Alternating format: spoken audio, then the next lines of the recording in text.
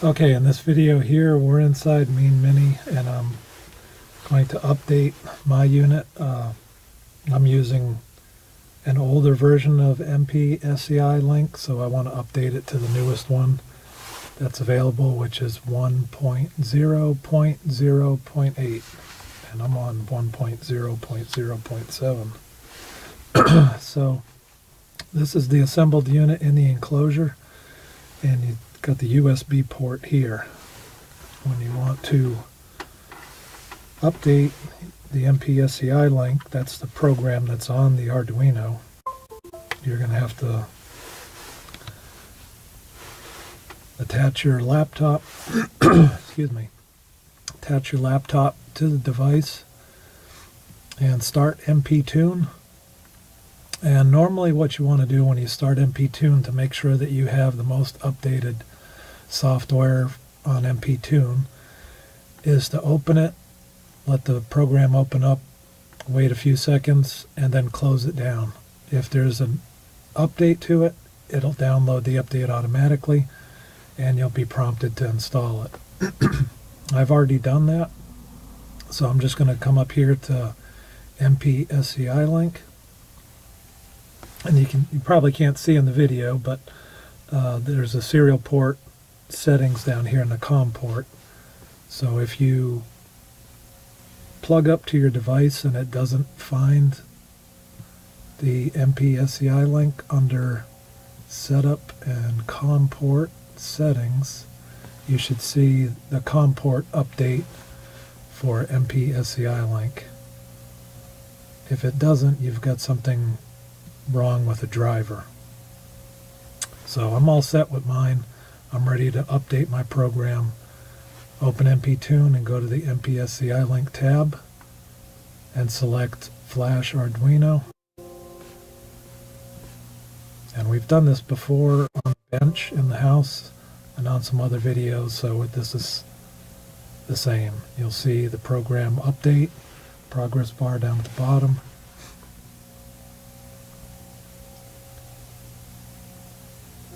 And once it's complete, it gives you a message saying successfully flashed. So you just want to hit OK. And then at that point you can close MPTune.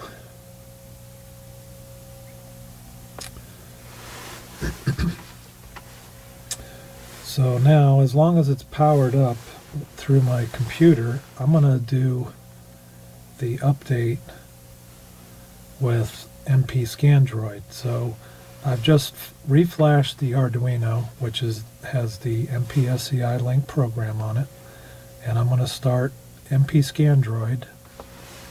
See if you can see this. I probably should have grabbed a tablet.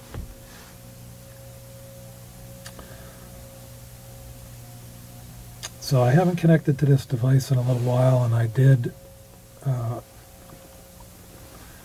you'll see a message there saying could not be paired.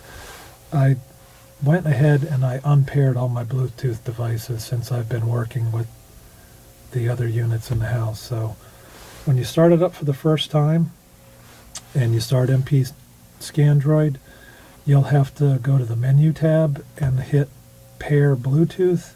And when it finds the device, it'll ask you for the code, and the passcode is 1234. So once you're connected, the device now has a solid light on the Bluetooth module. You might not be able to see it with the glare.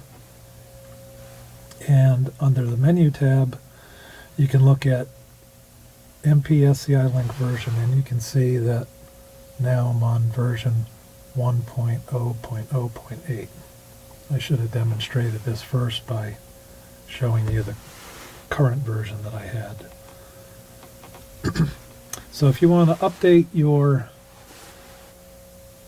display, you can sort of see in the video that I've got that display, the 3.5 inches in the car right now.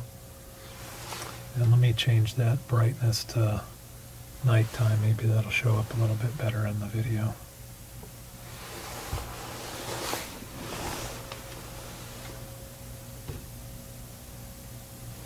Okay. So again, in MPSciAndroid, click on Miscellaneous, and then go to Next in Tasks. Now, I may have already done this, but I'm going to go through the entire process. You basically just walk this down on the tabs. So the first one is Save List Files to Droid. Just select that. It downloads all the list files and saves them on your Android device. Once they've all been downloaded, you can send those list files to MPSciLink.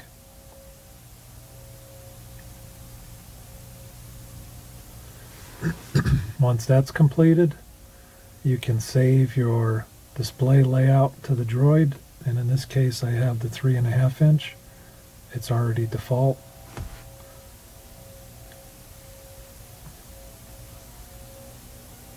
Select that. It'll take a moment to download that.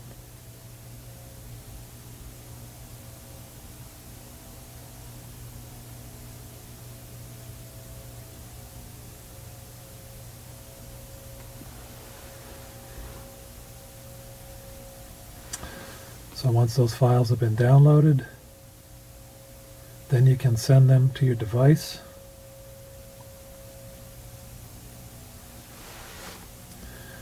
Now this download takes a little while.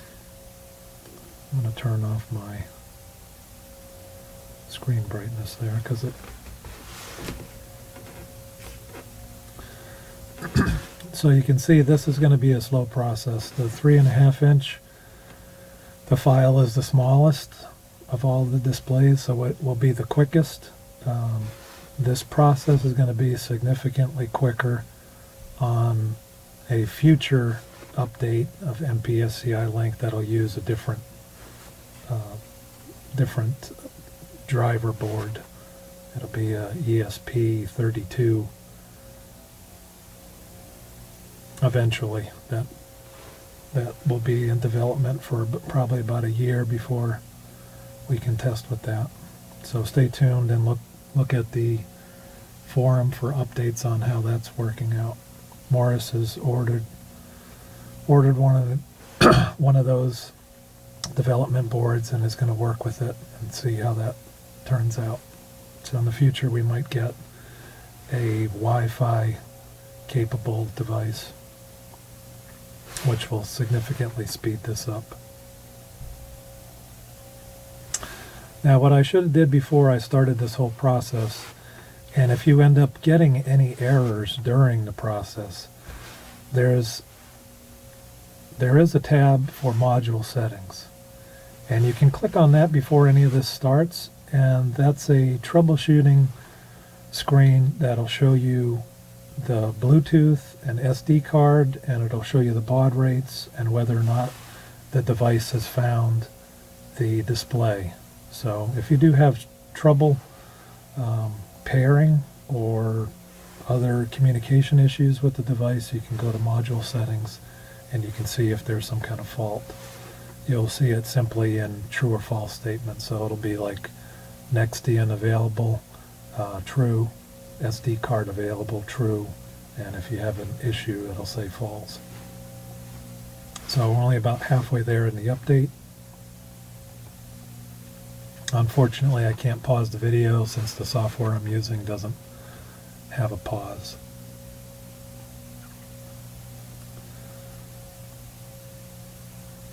And just quickly while we're waiting for this,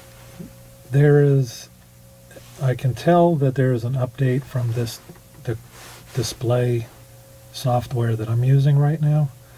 Although I do have the buttons for the sensors and the diagnostic tests, what I'm missing is there is another tab for a screen calibrator. So if you have issue with the touch screen at any point, if touching the screen off of the button tab is what you need to do in order to get to that screen, or something weird's going on, there'll be a button so you can recalibrate the screen. And it's just a real simple, just tapping in each of the four corners, and that resets the screen calibration. Also, while we're waiting, you can see on the display that there's an icon for the SD card and the Bluetooth icon, and there's been some updates to MPSciLink to be able to read whether or not the SD card is actually available if there's a card in the slot. So Morris has been working hard to resolve some issues and fine-tune the software, and to help aid in the connection and these updates.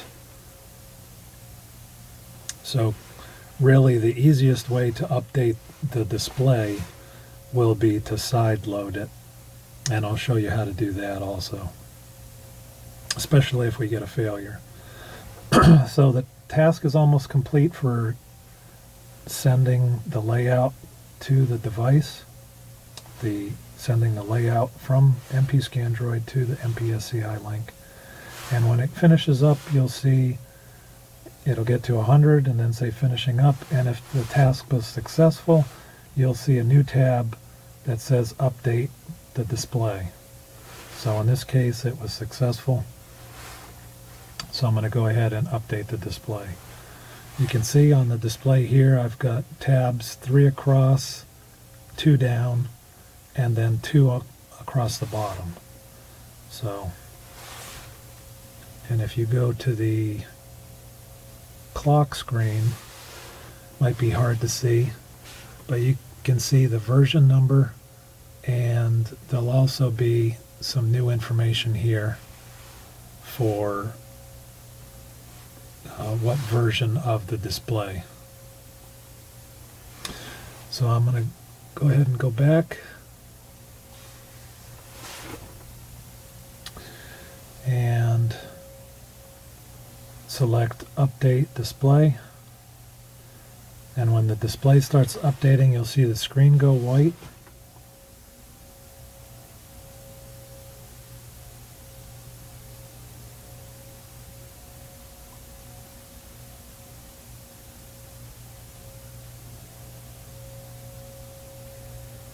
And again, you get a status across the bottom.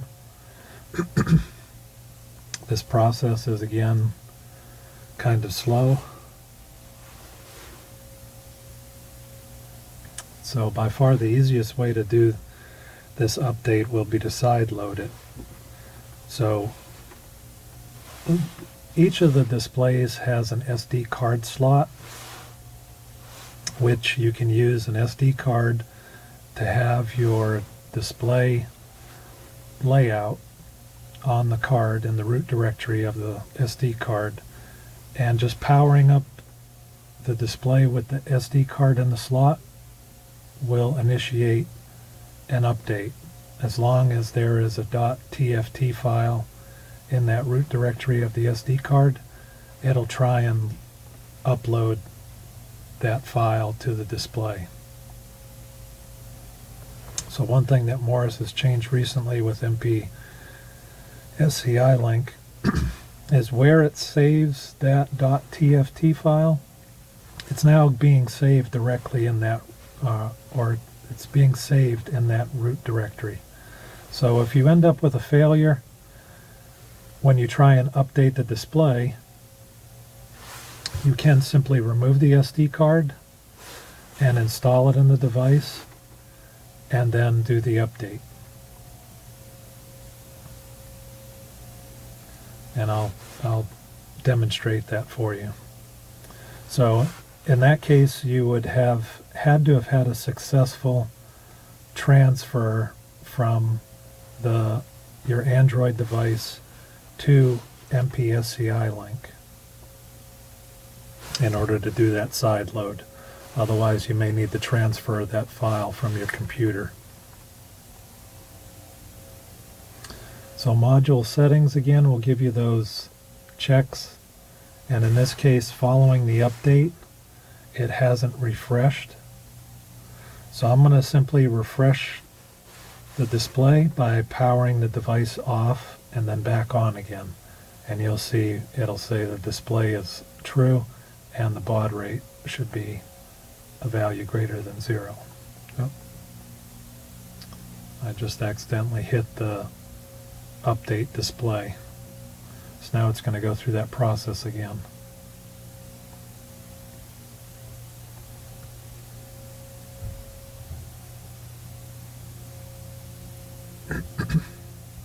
Actually, this might be good. What I'm going to do is I'm going to turn my Bluetooth off, and that's going to fail that transfer.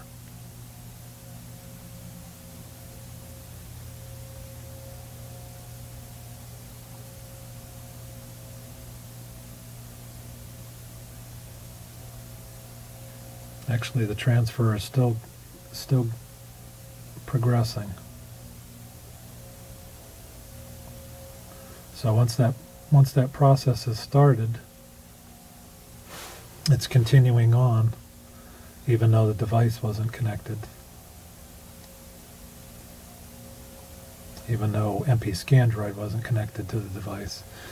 You probably can't see it in the video, but it's up to 67%, 70%.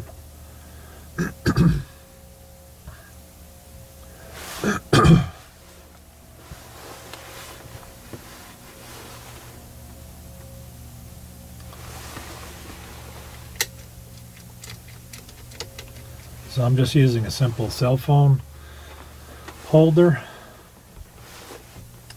and it's probably very difficult to see. This is a white screen with very fine font, so you probably can't see that in the video. Okay, following this update, screen update, you can see I have the SD card icon and the Bluetooth icon. So it did refresh that time. I'm going to try and connect to it with my phone again. See if I can repair. And those settings again were under Miscellaneous tab, Next Gen Tasks, and then Module Settings. And you can see the Bluetooth, the display is available, the ECU port is ready, and the SD card is available, and then the Next Gen baud rate.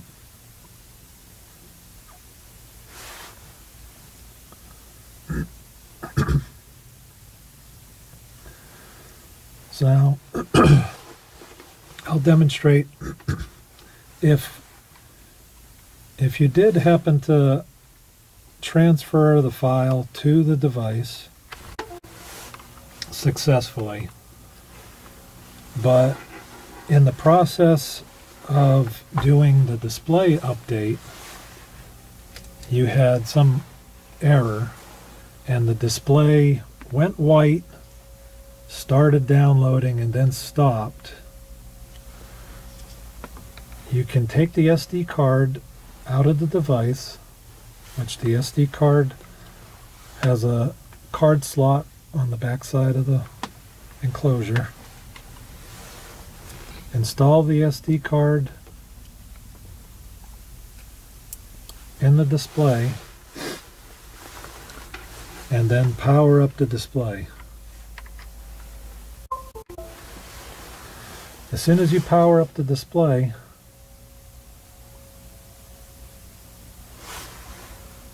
okay, I'm getting the error saying that my card isn't formatted in FAT32, so I can't do that, demonstrate that for you.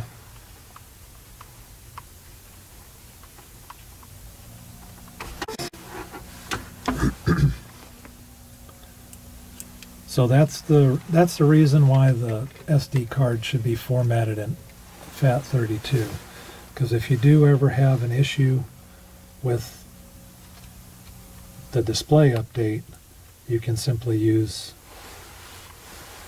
the SD card to side load.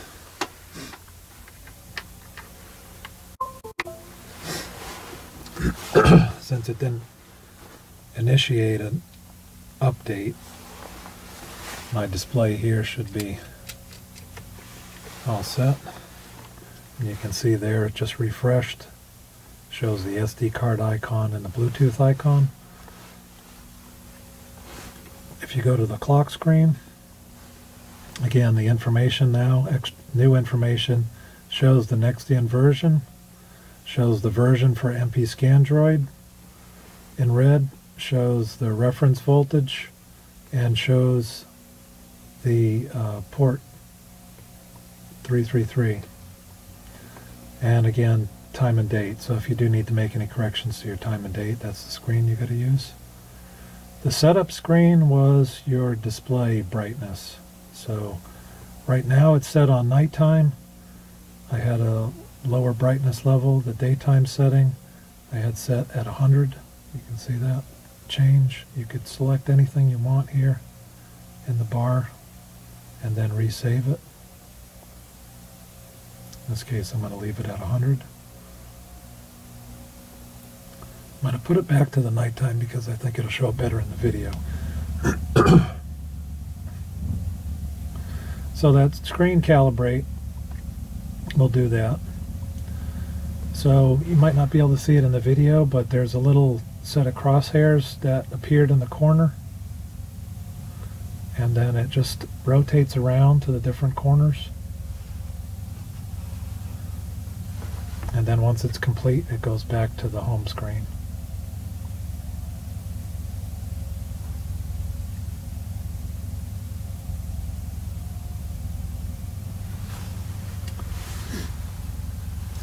Now the screen should have refreshed there coming back to the home screen.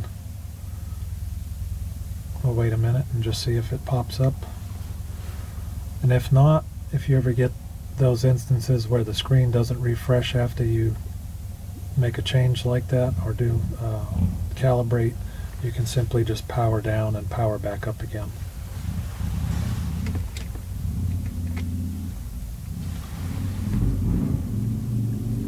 Again, I'm just going to check it by changing to another screen and then back. Now the log screen has the data from the last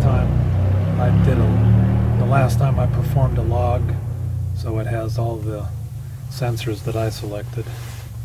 So the screen didn't update the Bluetooth and the SD card icons after that screen calibrate. I'm just going to power it down and power it back up, and then you'll see it update again. So there you go. That's all I wanted to show you in this video. If you have any questions, put them in the comments, or you can find me on Turbo Mopar and ask questions. There's a lot of discussion there. Thanks.